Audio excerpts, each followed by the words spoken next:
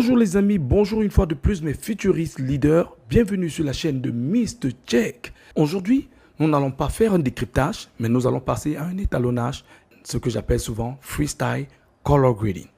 Bon, on y va les gars. Là, vous avez une roche qui a été filmée en Sony A7S3, donc en S-Log 3. Et voilà, vous avez ce qu'on appelle le timeline, comme vous connaissez tous DaVinci. Je ne vais plus vous apprendre ça. Et à la première étape, comme on avait dit, je vais d'abord enlever ceci. Voilà, on va enlever, puisqu'on a dit étape par étape. Nous allons aller très vite, très vite. Donc, soyez un peu vigilants parce que c'est en freestyle. OFXF, ok, remove, FX. Ok, voilà, nous sommes là. Donc, nous allons détacher. Nous avons mis deux notes déjà. Comme vous pouvez constater, nous avons mis deux notes.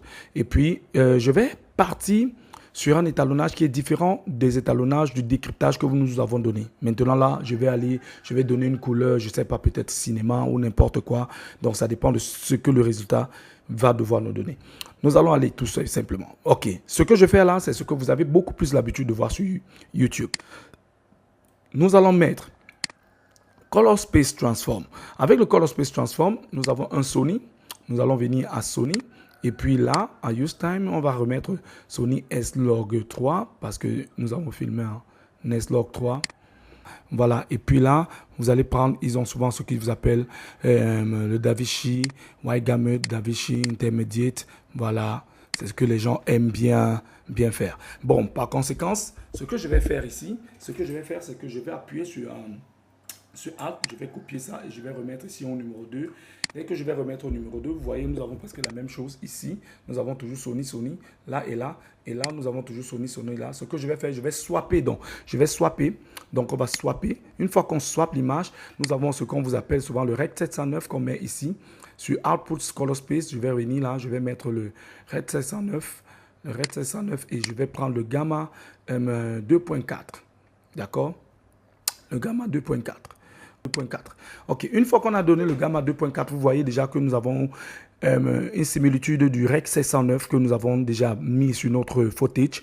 Mais une fois, après avoir mis tout cela, vous allez remarquer que maintenant, nous allons travailler entre les deux éléments-ci. Afin que les couleurs soient dans la plage dynamique du DaVinci Wide Gamut.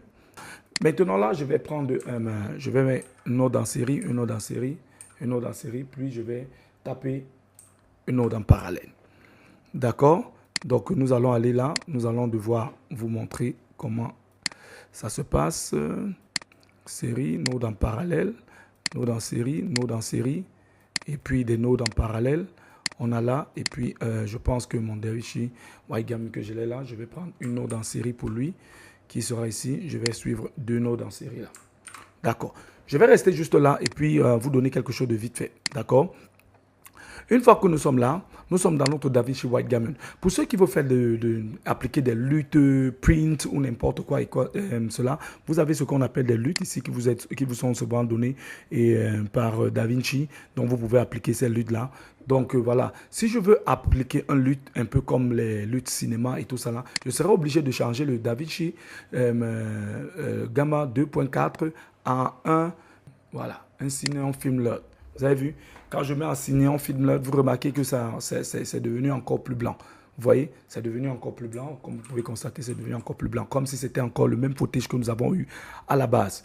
Donc, une fois qu'on a mis cela, on peut venir maintenant sur le LUT qui est pas loin, qui est un LUT qu'on voit ici, Film Look.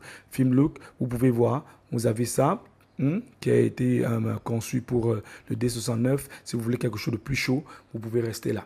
Sur quelque chose de plus chaud. Donc, tout dépend de vous. Si vous voulez quelque chose de plus, comment on appelle, quand tu vois, c'est un peu violet, genre, vous avez le truc en arrière-plan un peu bleu, vous avez ceci. D'accord? Donc, vous avez ceci un peu bleu si vous voulez un truc en Fujifilm. Donc, si nous, on veut rester warm, donc faire des trucs un peu chauds, voilà, on peut cliquer ici. On lui donne un film look. Si j'applique maintenant, comme je disais tantôt, le OOTF, ici appliqué, vous avez vu comment ça me redonne encore un peu plus de contraste. Maintenant, si je dois aller modifier, regardez ce qui va se passer.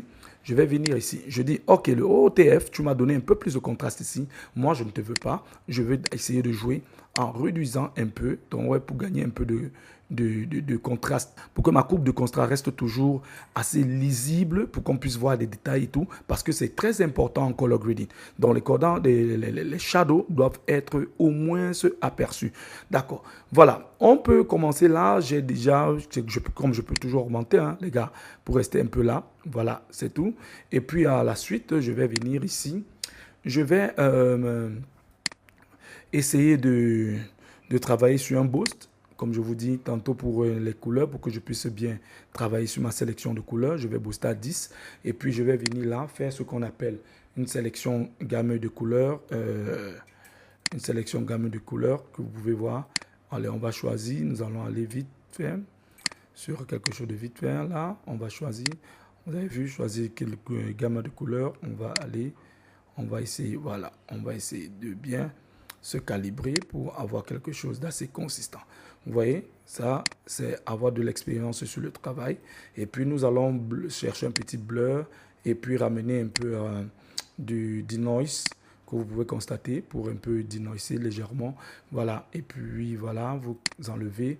Une fois fait ainsi, nous pouvons maintenant soit travailler un LUT qui sera un LUT qui peut permettre de donner peut-être une texture à notre image, qui peut-être pour moi, je vais venir, peut-être je vais chercher un LUT, tout dépend de ce que vous voulez. Un LUT qui vous ressemblerait à vous, de voir le choix. Je peux être Lutify Me, je peux aller à Lutify Me, je peux aller à Color. J'ai tout ça là, GoPro, je vais aller les luttes, Cube, et puis je vais prendre les standards, parce que les standards sont moins contrastés. Voilà, ok. Vous avez vu quand on applique les luttes, vous voyez un peu ce que ça fait. Vous appliquez les luttes, là directement, vous voyez un peu la différence de ce que ça peut apporter. Donc, tout dépend de ce que vous voulez. Vous allez choisir vous-même personnellement comment vous allez devoir travailler. C'est vous qui choisissez comment vous voulez que votre lutte, lui, il agisse sur votre sujet tout en laissant en image truc. Mais je vais vous montrer comment on applique ce genre de truc. Donc, une fois que vous avez fait comme ça, c'est à vous de choisir. Bon, je vais directement peut-être prendre un. Non seulement, je vais prendre peut-être ceci. OK. On va choisir ceci, le lutte, mais vous voyez qu'il est exagéré. Mais pour moi, je vois déjà qu'il y a un très gros défaut. Ce que je vais venir faire, je vais venir ici à the key. OK, je vais essayer et mettre un 0,1.33. 1.33 pour baisser vraiment la lutte. Vous avez vu, quand je baisse la lutte, vous voyez un peu ce que ça donne. Ça veut dire on n'était pas là, on n'était pas là, et puis on regagne ça. On n'était pas là, et puis on regagne ça. On n'était pas là, et puis on regagne ça. Vous voyez un peu comment ça se travaille, les étalonnages, les gars. Donc maintenant, ceci ne suffit pas, parce que pour moi, je me dis, il y a beaucoup de choses à travailler encore dessus, mais comme on est allé sur quelque chose d'assez prompt, je vais devoir travailler encore ici sur la peau du sujet. Au niveau de la peau du sujet, je viendrai ici, je vais essayer de donner légèrement un peu de contraste, et je vais essayer de voir si je peux éclaircir ou bien adoucir la peau légèrement. Et regardez maintenant au niveau, on voit des hautes lumières, nous allons baisser les hautes lumières au niveau de la peau pour essayer de garder le sujet au moins marronné. Mais maintenant, vous savez que la peau se travaille tellement qu'il faut toujours savoir comment travailler sur cette peau-là. Et sur cette peau, vous voyez toutes les zones lumineuses. Je vais les tuer en ajoutant un peu plus de couleur sur les zones un peu légèrement lumineuses. Ok, quand j'ajoute un peu de couleur, c'est à moi de savoir ce que je vais mettre. Et puis, je peux légèrement désaturer.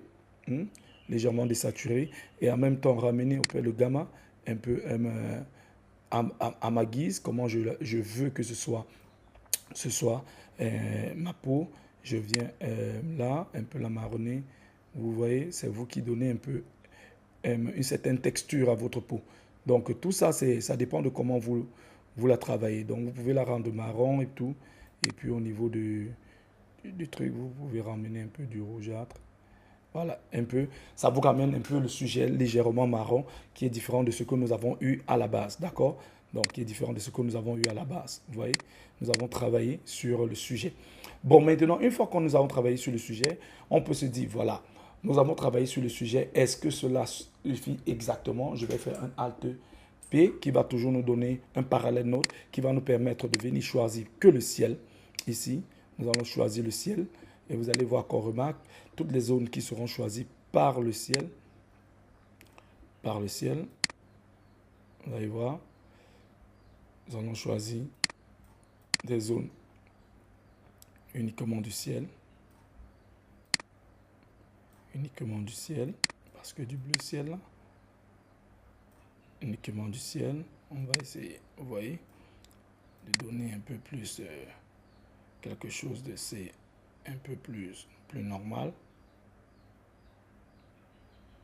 Ouais, avec tous les contrastes que nous avons. Nous allons donc, disons ici encore un peu plus, voilà. Nous avons choisi le ciel là présentement. Nous avons quelque chose d'assez bien fait. Et voilà, je pense que là, je vais aller très vite puisque c'est un tutoriel qui vous permet juste de gagner. Et là, maintenant, ce que je vais faire, je vais aller sur mes color wheels. Vous voyez que je travaille toujours entre les deux plages dynamiques de DaVinci White Gamut. D'accord? Ok. Maintenant, une fois que j'ai donné le truc, vous pouvez constater ici. En même temps, j'ai oublié de vous dire, vous pouvez toujours aussi réduire hein, le LUT que vous avez donné ici. Le LUT que vous avez donné ici, vous pouvez le réduire. Pour le réduire, vous arrivez. Regardez, si je le réduis, regardez ce qui joue sur l'image. Une question de vous donner un peu, pas plus trop contrasté. Donc, vous pouvez diminuer un peu la qualité de contraste, même à 8 points quelque chose. Donc, ça vous permet quand même de voir. C'est pour ça qu'il faut travailler un peu et savoir un peu comment ça se passe. Donc là, nous sommes sur le ciel. Comme nous avons sélectionné le ciel, nous allons légèrement atténuer les hautes lumières qui sont là, légèrement, pour gagner quelque chose d'assez beautiful, pour qu'on puisse regarder encore, voir un peu le détail du ciel. Et de deux, vous allez ramener un peu du cyan, je sais pas trop, je serais bien un peu fan que ce soit pas trop parce que vous savez, il faut rester un peu très réaliste sur des couleurs. Vous avez vu, vous restez un peu très réaliste sur des couleurs, mais est-ce qu'on peut ramener légèrement vers du cyan? Voilà. Et puis maintenant, vous avez ça. Vous pouvez avoir maintenant ce qu'on appelle... vous avez vu comme ça. Vous avez vu comment on peut avoir en grand. Voilà. CTRL D. Et puis on a ramené un peu. Vous avez vu directement là. Vous avez quelque chose de truc. Mais maintenant, comme je dis toujours, on peut printer encore. Moi, je trouve que ça manque toujours quelque chose. Et puis, voilà. Et puis voilà, nous allons maintenant chercher, vous savez que les murs ont été loin, moi je vais chercher maintenant à arriver presque là. Je vais dire, bon d'accord, une fois que nous avons fait ça, est-ce que avant même que le print ne soit là, je vais faire un Alt S qui va me permettre de sélectionner juste peut-être le mur blanc hein, pour essayer d'équilibrer les couleurs. Bon là, j'ai pas. CTRL Z, j'ai pas sélectionné. Je viens ici à mon Color Wheels. À mon Color Wheels, je sélectionne couleur automatique afin de balancer mes couleurs. Vous comprenez un peu? Afin de balancer mes couleurs. Vous voyez ici, on la remet aujourd'hui et vous avez vu ce que ça a donné. Vous voyez, ça m'a réchauffé un peu plus l'image pour me redonner un peu à la normale. Donc voilà quelque chose de bien. Mais maintenant, on met ça. Si je veux rendre encore la texture de ce que j'ai encore mis là un peu plus soft, je vais faire un CTRL S encore. Je vais décider que, ok, d'accord, sur mes hautes lumières, j'aimerais bien que tout ça ait l'impression d'être vraiment un peu blanc. Donc, je vais venir sur les roues HDR, et puis sur les roues HDR, je viens sur le highlight. I'm going to work on the highlight. Je vais travailler donc sur les highlights. Je dis, est-ce que tu peux m'équilibrer encore un peu ceci pour que je puisse avoir quelque chose d'un peu plus chaud. Regardez, plus froid, un peu plus chaud au niveau des lumières. Vous voyez, un peu plus chaud au niveau des lumières et me casser un peu plus les lumières sur les hautes lumières ou bien augmenter ou les casser. Moi, si je veux en cinéma, je les casse plus.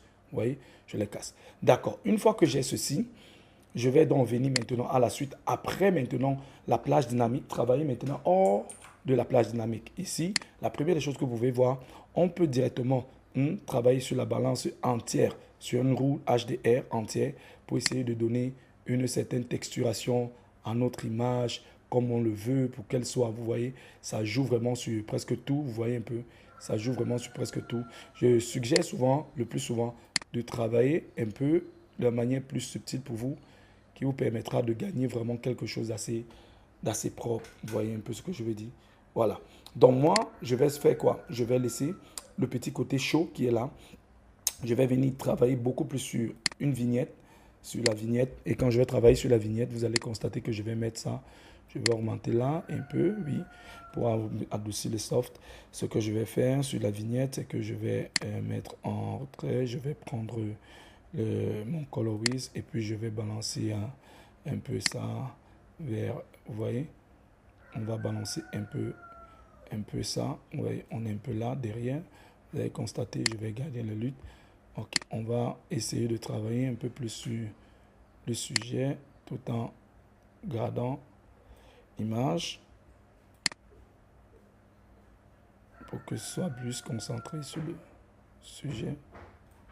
Voilà, et puis je peux mettre une texturation assez bleutée qui nous permet de gagner quelque chose un peu plus bleu. Voilà, donc une fois qu'on a pris, on a donné ça, on peut aller maintenant à la prochaine structuration.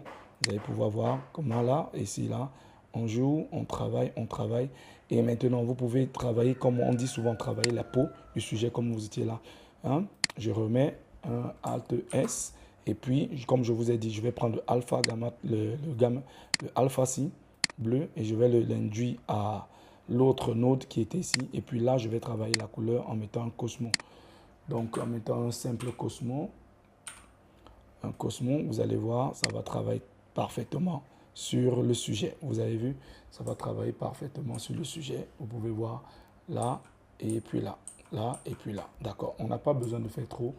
On fait trop. Et puis directement, si je veux toujours sur le même truc, je peux directement essayer de rendre un peu sharp. D'accord, le truc à 45. D'accord. Et vous allez voir que là, on a le sujet et on a un peu de netteté. Rien que sur le visage du sujet. Vous avez vu? Ok, d'accord, tout en gardant un peu de netteté. C'est un peu ça. Une fois qu'on a donc ça, vous voyez que nous avons eu quand même un color grading qui est différent de ce que nous avons l'habitude de voir, de qu'on a eu à faire de l'autre côté. Vous voyez un peu. Donc, c'est un peu ça. Mais, comme on dit toujours, on ne peut pas toujours reculer sur certaines choses. Nous allons maintenant, je vais essayer maintenant de chauffer cette image. Tout dépend de comment nous, on veut l'équilibrer pour qu'elle prenne au fait ce qu'on appelle l'équilibre général de la texture. Donc, si c'est dans les sillons, vous descendez un peu vers les sillons et vers les verts, afin que tout soit équilibré, même jusqu'aux hautes lumières. D'accord, voilà, si vous remarquez, tac et tac, tac et tac. Donc, ce qui fait que ça équilibre non seulement vos teints de peau et tout, voilà, et puis ça vous donne ce qu'on appelle un juicy color grading.